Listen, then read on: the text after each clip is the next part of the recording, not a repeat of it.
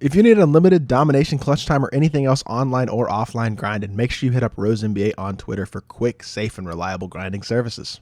Yo, what is good, YouTube, and welcome back to another JC2K video. In today's video, we're doing a tier list of the best point guards in NBA 2K23 MyTEAM. Before we hop into the video, if you haven't already, make sure you hit that subscribe button. Help me push towards the 8,000 subscriber mark on the channel.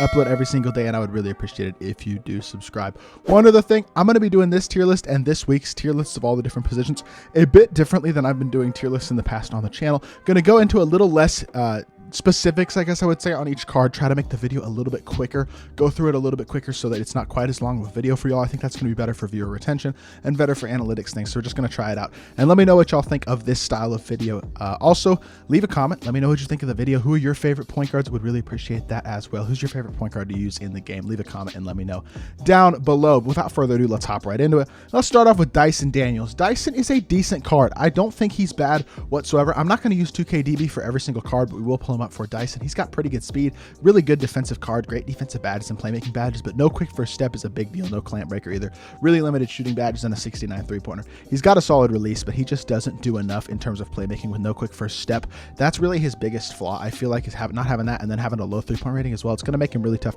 make it really tough for him to create open shots for himself and his teammates. And that's a bit of a killer, to be completely honest, despite the fact that he is a great defender and obviously has elite size. Jaden Ivey, I think, slots in the B or C tier as well. Another card who's not great, but not bad. He's just missing a lot of badges. That's really his biggest flaw. Statistically, he's pretty good. Not great on the interior, but no handles for days, no limitless, no catch and shoot, no claymore, no key defensive badges like challenger, clamps, glove, and interceptor. Just missing a lot on the card. That's really his biggest flaw, and that's why he goes C tier. AI, I'm going to be honest, I'm putting him in B tier. I think you might be able to put AI in the A tier, and I may even adjust this list as we go on because he might be a top 10 point guard or so, and I'm putting about 5 cards per tier if possible, or something close to that. I won't be exact, but it'll be pretty close. I just don't know if AI is a top 10 point guard. Like, I think he's at that borderline. He might be a top 10 point guard. He probably is, honestly. I'll move him up to A tier. We'll move him back down to B tier if need be. He's just really short and not a great defender. He's got a good release, though. Slashes pretty well. Like, he's not a bad card. I just don't think he's elite, and his lack of size, even at this point in the year, is definitely an issue.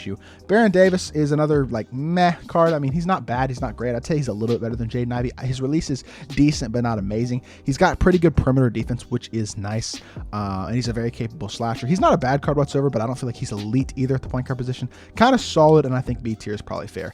BJ Armstrong stinks. Can't dunk. Bad release. Not a great shot creator. Not a good defender. He is one of the worst cards on this list. Very easy D tier. And then Brandon Jennings is probably going to be the lowest of the trophy case point guards on this list. I don't have Tim Hardaway on here. I just realized he's the only trophy case point guard that we didn't put on the list, and I think Tim Hardaway would probably be lower than Brandon Jennings. But the problem with Brandon Jennings is he plays absolutely no defense, and that is a big issue. He's solid offensively, but I mean, when you look at his defensive stats, they are very, very poor. I mean, like 70s and 59 interior, super low block, not even a great dunker. He's got some really good playmaking shooting badges, but he's so poor defensively, and he's also not an elite slasher. It's hard for me to put him higher than B. Cade Cunningham, really, really good card. I love Cade. I absolutely love this card because he can shoot the three at a solid level, has a smooth, easy to green release, and his size is so very valuable on the defensive end of the court. Makes him so hard to take advantage of, like a lot of these other short point guards are able to be taken advantage of on the defensive end of the court. Cade just isn't one of those guys. You are not going to mess with him defensively. He is really, really good in my team on both ends of the court, especially I feel like on the defensive end of the court because of the versatility he gives you, but he's also standing dunk super consistently. His size is so valuable offensively. He can create his own shot, create for his teammates, and he's got really, really good, just really good all-around card. Cade is legitimately my favorite point guard in the game right now to use, especially in a competitive setting because of his size. I think he's amazing. Damian Lillard, great offensive card, great slasher, but his dribble style isn't good and he's not a good defender. Those two things are enough for me to not put him top 10. Although I would say he's probably on the borderline of the top 10, probably higher up in the B tier. Honestly, I would still probably take Dyson over him because of Dyson's defense, though. Darren Williams is C or D. I mean, this Darren Williams card stinks. He doesn't dunk very well. He's a very questionable defender, and his release isn't very good. He's better than BJ Armstrong, but I still think he's pretty bad. Would not recommend picking up that card. D Rose. Is D Rose still a top 5 point guard in the game? He is. I'm gonna be honest. I think he's the 6th best point guard in the game. I can't put him higher than A tier. I'm sorry. I love D Rose. He is very high A tier. Incredible slasher, good release, good sigs, doesn't have a great player build, and he doesn't slash at the level of a Ja Morant or a Russell Westbrook. Just doesn't get the same level of dunk animations as those two dudes do, and he doesn't seem to move quite as fast with the ball either.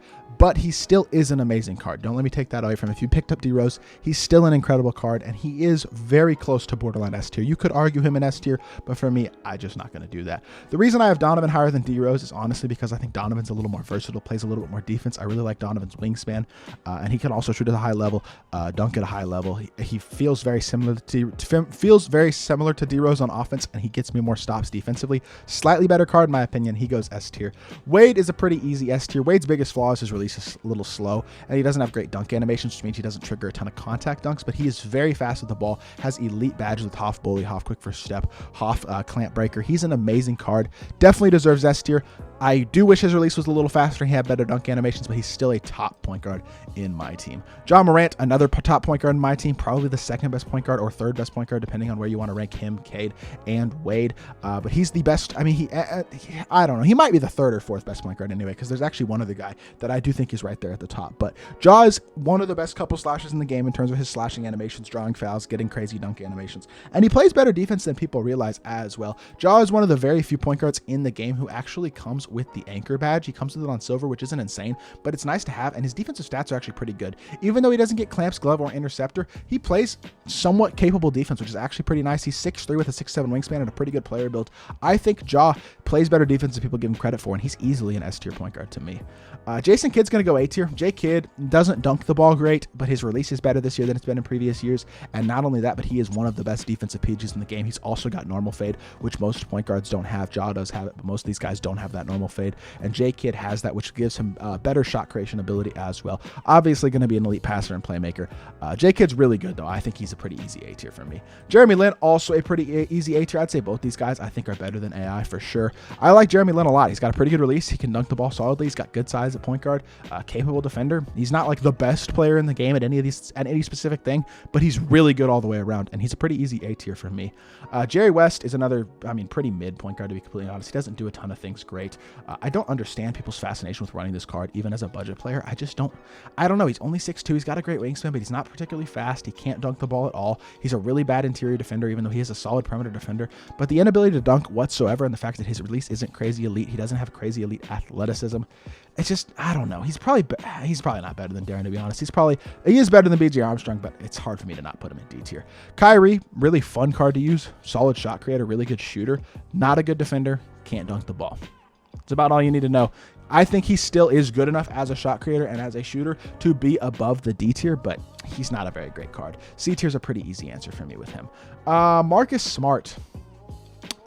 You know, I'm going to be honest. I'm not crazy high. I am kind of high on Marcus. I think Marcus Smart and Jaden Ivey are actually pretty decent budget PGs. Like, I think they're on the level of Baron Davis. I'm actually going to move Baron Davis down to the C tier because I think Baron Davis is on that same level as guys like Marcus Smart and Jaden Ivey. But Marcus Smart, he plays defense and he can shoot a wide open three. He can dunk capably. He just doesn't do anything incredibly well. He's a very good defensive point guard. I'll give him that. I don't feel like he quite has the badges in terms of completeness and total badges and missing some key badges, but he is not a bad card whatsoever. I honestly might even be a little bit low on him, putting him in the C tier. I'm going to move... You know what? I'm going to move these two dudes up to B tier for right now, because I would actually probably rather run them than Baron Davis. Is that true? I don't even know. I'm not sure where to put these cards, to be completely honest. B and C, both these guys are right between that B and C, so is Baron Davis. It's a tough decision. Mike Bibby, not a bad card, good release, but he doesn't do a ton else on the court. Not incredible in terms of his badges. These domination rewards just never are that great. He can't dunk. He's a very, very mediocre defender. He's a good playmaker, good shooter, but doesn't do enough outside of that to really deserve a spot very high. Russ is arguably the best point guard in the game. These are the 5 best point guards in my opinion in my team right now, and that's our S tier. Russ is probably right there with D Rose, or honestly right there with Ja as the best slashing PG in the game. He's got a little bit of size, plays capable defense, a smooth, easy to green release, can get any badge. He's a top PG in the game. You could argue he's the best, and I wouldn't disagree with you.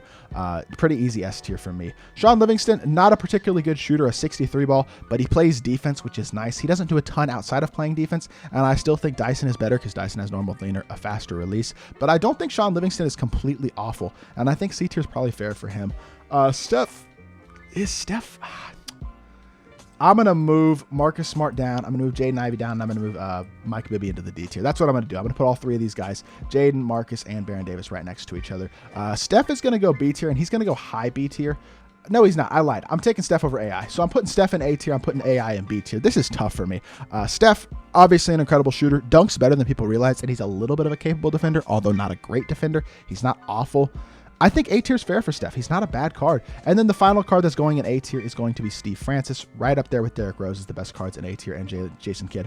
Very slow release, but he can get any badge. He's a capable defender, an incredibly elite slasher. Wish he had a better release because he'd be one of the top PGs in the game, but he still does deserve a spot in A tier. And then we have Steve Nash.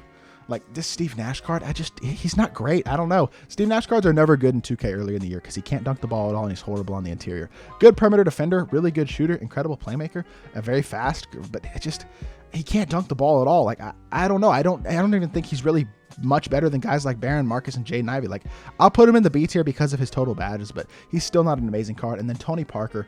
I don't think Tony Parker is better than any of the guys in C tier, to be completely honest. I mean, he's really, really fast and he can shoot the three, but he can't defend, and he can't defend on the interior at all, and he can't dunk the ball. Hofquick for step and Clanbreaker are good. His jumper isn't completely horrible, I guess, and he can kind of move. Yeah, I'm gassing it. He's not D tier. He's definitely a B tier, C tier guy.